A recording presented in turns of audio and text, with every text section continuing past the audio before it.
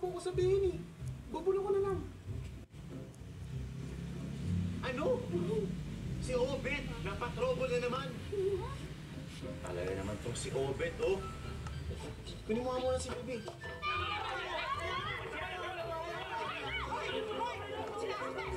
Jonas, halika dito! May sakit siya! Ba't sinasaktan yung papamangkin ko, ha?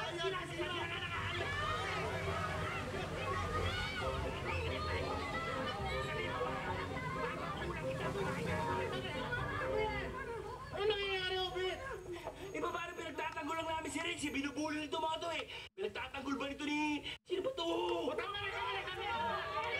Renz, ano ba nangyayari dito? Di ba sabi ko sa'yo, huwag mo na silang patulan. Tignan mo ngayon. Eh, bayaw!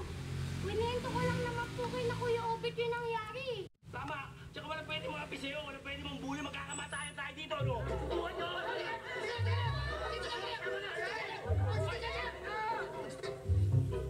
What's happening? Huh?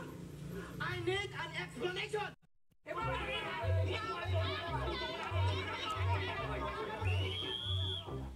Sandali! Tuloy mo, JJ! Pwede ba tumahimik kayo? Umayos kayo!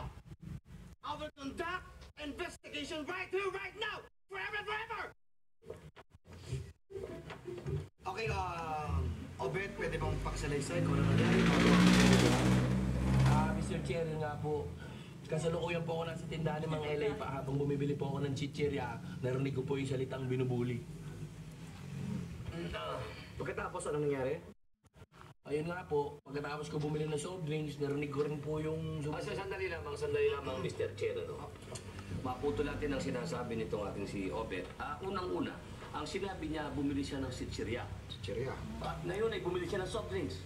Para sa akin, Mr. Chair, ang nangyayari, parang hindi magandang paniwalaan ng isang taong nagsasalita ng ganyan ng pabago-bago ng statement. Para sa akin lang naman. Nalaman natin ka. Pinong, anong binobarong mo kay Mang LA? May sikreto ka ba? Mr. Chair, hindi po kasi kaya magsalita ni Pinong sa maraming tao. Mahihain po kasi siya.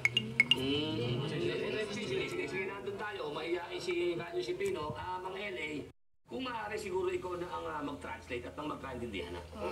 Ganito po yan, Mr. Chair. According to my recollection, nung oras na yon, nasa tindahan ko po si Obet at pareho po siyang bumibili ng chichirya at saka soft drinks. Sabay ang parehong araw. Parehong araw. Anong kinalaman nun? Ang issue dito, handang manakit tong si Obet ng kabataan. Hindi tama yun! Mr. Chair, excuse me po. Okay. Mr. Chair, wala naman po ako